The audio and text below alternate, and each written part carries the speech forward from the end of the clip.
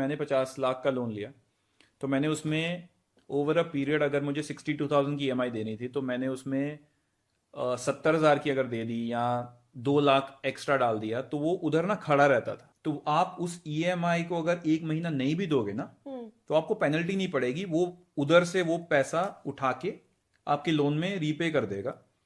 And for an example, you need that money for some other purpose. You can always draw that money. So it was like कि ये मेरा loan amount है एक side पे, जो कि 50 lakhs है फॉर एन एग्जाम्पल, और दूसरी साइड मैंने उसके अगेंस्ट ही एक करंट अकाउंट खोला हुआ है जो बैंक ने ही खोला है, जिसमें मैंने 10 लाख रख दिए हैं। अब मुझे 62,000 की ईएमआई अपनी सैलरी में से रोज निकाल के नहीं देनी है। जब भी देना चाहूं दे सकता हूं, नहीं दूंगा तो वो 10 लाख में से 62 निकाल लेगा। और वो 10 लाख क्योंकि पड़ा हुआ है, तो मुझे इंटरेस्ट भी सिर्फ 40 लाख पे लगेगा, 50 लाख पे इंटरेस्ट नहीं लगेगा। सो जितना भी मैं इंटरेस्ट सेव कर रहा हूं, वो मेरे प्रिंसिपल से भी कट रहा है। सो मैं सेव कर रहा हूं हर एंगल से। अदरवाइज अगर मैं 10 लाख किसी एफडी में रखता, तो मुझे इंटरेस्ट मिलता और मुझे उस पर भी टैक्स देना पड़ता।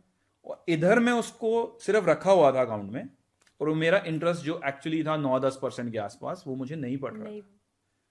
और मेरी एक सेफ्टी नेट भी था कि कल को मुझे कभी एक्सपेंसेस करने पड़ेंगे, चाहिए पैसे, जैसे आपने पूछा ना कि फैमिली थी कैसे कर रहे थे, सब तो आप ईएमआई में, तो मेरे पास 10 लाख पड़ा था जो मैंने सेव करके रखा था कि कभी भी मुझे चाहिए डेबिट कार्ड से स्वाइप कर लूंगा। मेरा इमरजेंसी फंड था वो, जो इमरजेंसी फंड मैंने अपने लोन के अगेंस्ट रखा था कि वो लोन को भी सेट ऑफ कर रहा था, और कल को अगर मुझे जरूरत थी तो मैं उसको कैश को भी विड्रॉ कर सकता था, मैं डेबिट कार्ड से भी निकाल सकता था, इंटरनेट बैंकिंग से भी, और मेरे को ईएमआई का हेडेक नहीं था। Correct. मतलब मेरा अगर लाख रुपए या 1.25 लाख रुपए का एक्सपेंस था, तो मेरे पास 10 लाख रुपए पड़े थे, which was like a runway of 7-8 months.